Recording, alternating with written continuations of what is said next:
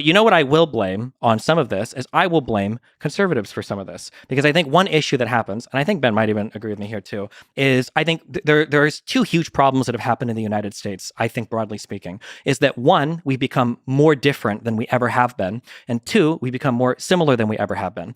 And when I say this, what I mean is that like we're splitting off into these groups, and then these groups are enforcing this insane homogeneity between these two separate groups. And I think one of these schisms has been conservatives' reluctancy to participate in things related to higher education. So for a long time, conservatives are saying like, oh, the educational institutions are against us. Rush Limbaugh talks about how evil the colleges are and blah, blah, blah. And then what happens is conservatives are less and less willing to engage in them. So then you get this scenario or this environment where everybody that's engaged in academia on the administrative side are fucking insane. they're like even more so to, and I also want to draw a distinction between like the administrators and the faculty, because oftentimes when you're reading story after story after story of like all of these insane admins that are pushing further and further left, usually the faculty is fighting against it. A lot of the tenured professors, a lot of people in their departments are saying like, hold on, well, we actually don't agree with this. But I feel like because conservatives for so long have demonized these institutions rather than like critically evaluated them and tried to like have like honest critique and engagement, that they've just like completely broken off. And when you only have a bunch of lefties or righties together, all they'll do is they'll veer off like even more into their insane directions. I feel like that's a big problem that we run into in the country, to where conservatives have totally broken off some conversations, broken away from, where they won't participate in them anymore. And then the people that you have left just run as far to the left as possible. Well, certainly when you look at certain institutions, I think that one of the things that people on both sides of the aisle are constantly looking at is, has the institution suffered such capture that there is just no capacity to fix it? And when you talk about the universities, I'm not going to blame conservatives for the failure of the universities, because they haven't been present in major positions at universities since effectively the late 1960s. And you can go read Shelby Steele's work on this, where he talks about how, he's now a conservative Black person. He was a liberal Black person at the time. He was actually quite a radical Black activist at the time in the 60s. And he talks about walking into the office of liberal administrators who are largely on his side with regard to civil rights, and being a radical, him claiming that the systems of the university were inherently broken, were inherently wrong, unfixable. And he talks about this, it's a very evocative episode where he's talking about how he's smoking. And as he's smoking, the ash is growing more and more, and the ash falls down on this very expensive carpet. And the president of the university, who's listening to him rant and rave, Shelby Steele says, I thought he was going to say something about this. I mean, I was wrecking like $1,000 carpet in his office, being a jackass. And instead, I could see him wilt inside. I could see him collapse. He didn't have the institutional credibility or the intellect or sort of the spiritual strength to just say, listen, I agree with you on some of these things, but you're acting like a jackass.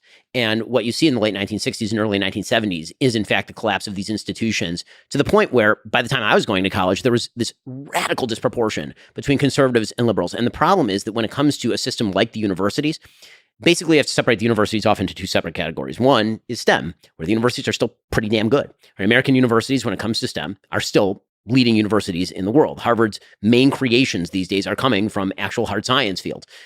Then you have the liberal arts field, in which you basically have a self-perpetuating elite, because that's actually how dissertations work. If you have somebody who's very far to the left and you decide that you're going to write a dissertation on the history of American gun rights, the chances that that is going to be approved by your dissertation advisor are much lower than if you happen to write something that tends to agree with the political positions of your dissertation advisor. Now, listen, I think there are open and tolerant professors, even in the liberal arts at these universities. I went to these universities, right? I went to UCLA, I went to Harvard Law School. When I was at Harvard Law School, one of my favorite professors was Lani Guinier. Lani Guinier, they tried to appoint her, I believe, Secretary of Labor under Clinton, and she was too liberal, and she got rejected. So she was like a full-on communist. By the time I went there, she was great. We had debates every day. It was wonderful. She used to write me recommendations for my legal jobs after we left. Randall Kennedy, I don't agree with him very much. Randall Kennedy was a terrific professor. There are some professors who are like this. Unfortunately, there tends to be in these echo chambers more and more ideological conformity that is rigorously enforced, and it is by left on left. So, for example, when I was at Harvard Law School, the president of the university was another president who ended up being ousted, Larry Summers. Larry Summers had been the Secretary of Treasury under Bill Clinton, and he made the critical error of suggesting that perhaps the dearth of women in hard sciences in prestigious positions was due to possibly two factors that people were refusing to talk about. One was the possibility that women actually didn't want to be in hard sciences at nearly the rates that men do, which happens to be true. And two was the distribution of STEM IQ, right? Which is something that you certainly were not allowed to talk about. The idea that the men's bell curve when it comes to IQ, particularly on STEM subjects, tends to be shallower than the women's bell curve. So when you get to the very end of the bell curve, what you tend to see is a lot of really dumb guys and a lot of really smart guys. And so when you're talking about the top universities, maybe that has something to do with the disproportion. And he's trying to explain that to say that our systems are not discriminating. If we end up with more men than women, maybe more men are applying and more men are qualified. That's quite. He was ousted for that by a left-wing faculty and general alum network at Harvard University. So there's a lot to blame conservatives for surrendering the playing field. I totally agree that conservatives should not have surrendered the playing field in some institutions. Colleges were surrendered a lot earlier than 20 years ago. They were surrendered in the late 1960s, early 1970s. Yeah, so I think that a couple things. So one of the big issues that I have with kind of like this, I don't know if we call it era of Trumpism or populism, is this total disregard for institutions and this disconnect from participation in the system. So it's one of the big things that I fight with progressives about, who cares because they're all 20 years old, they don't vote anyway. But it's another thing that I notice with a lot of people that are Trump voters, Trump fans or whatever, is this idea where we say this institution is irrevocably destroyed. It's irredeemable. It can't be saved. Nothing that we do can fix it. And I think that what that leads people to doing is, one, they disconnect further. And then two, there's a general hopelessness when it comes to how society is like ran or structured, such that you fall into that populist brain rot of the only person that can save me is Donald Trump. I can't trust literally anything.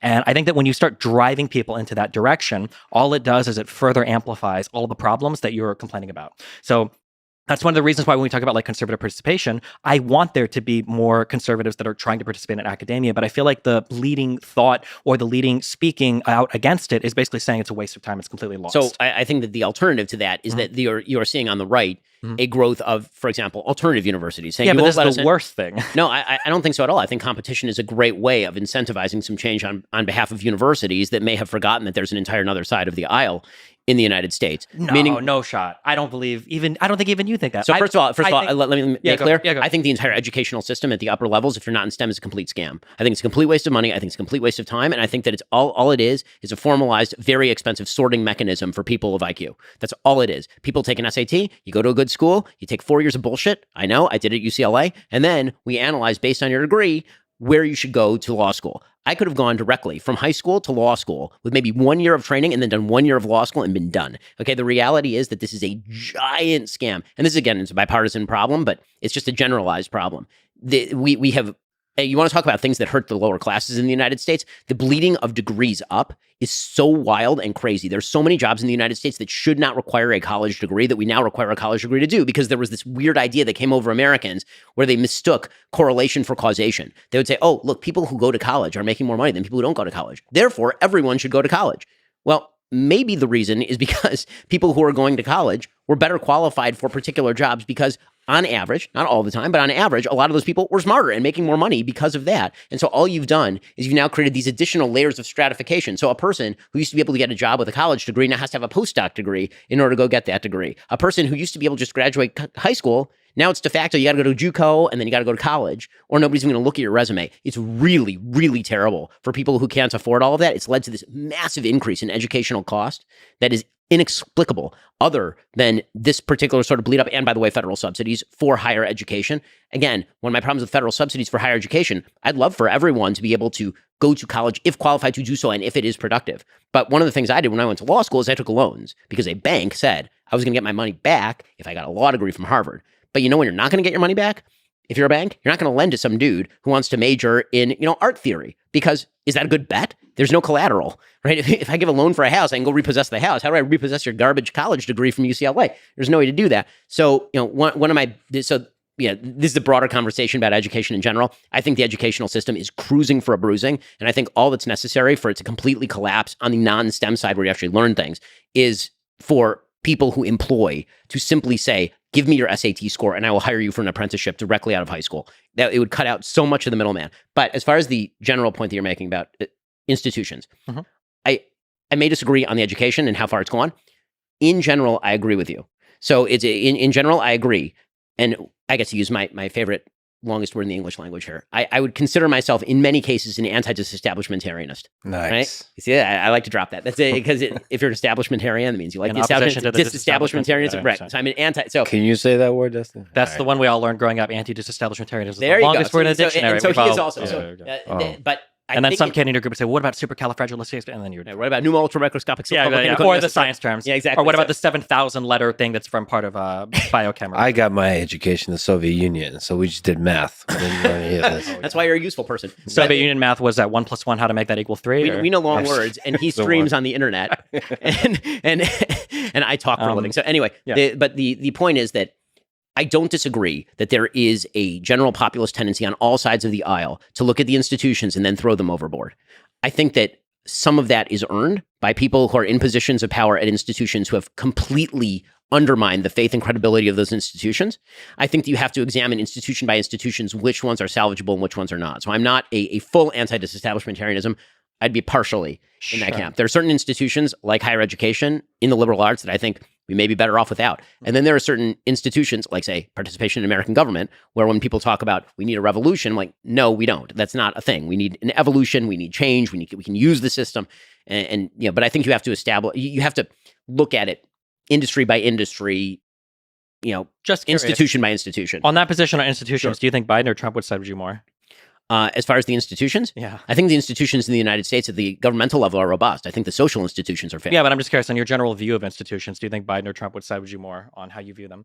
I mean, I think that in rhetoric, Biden would, and then I think that he would tear out the face of the institution and wear it around like a mask, like Hannibal Lecter. I mean, that's my actual. He resisted some people's calls to pack the court, and yes, because I think that his use of executive power was greater than that of Donald Trump. The power that he had, he used to greater effect than Donald Trump. Donald Trump, again, thrashed up against the sides of the box, but could not get out of it.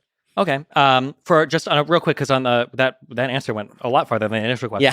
Yeah. But just on the real quick thing, the reason why my main problem that I feel like we have today in society is people are getting into their own bubbles. The idea of having conservative schools and liberal schools seems like the saddest thing in the world to me. I would want conservatives and liberals going to school together, because I think these people need to interact with each other more, if for no other reason than to see that the other person is not an actual monstrous, horrible entity that wants to destroy the country. Listen, I think a classically liberal idea for many schools would not be a bad thing. I think it would be a good thing. Yeah. Just wonder if that's salvageable. And if it's not salvageable, then the answer to that is to actually create alternative institutions. I feel like the biggest issue that we have is people they sort into these different phantom worlds, to where even if you live in the same city, there are totally different worlds that exist between liberals and conservatives. And I feel like one of the big barriers to people understanding the other side sometimes is just a little bit of information or a little bit of firsthand experience. So in terms of information, I'm sure you saw, I don't know if this is a full-on study, but they were talking about how some huge percentage of students would change their mind on From the River to the Sea when you told them what From the River to the Sea what the river meant, was and what the sea was. Yeah.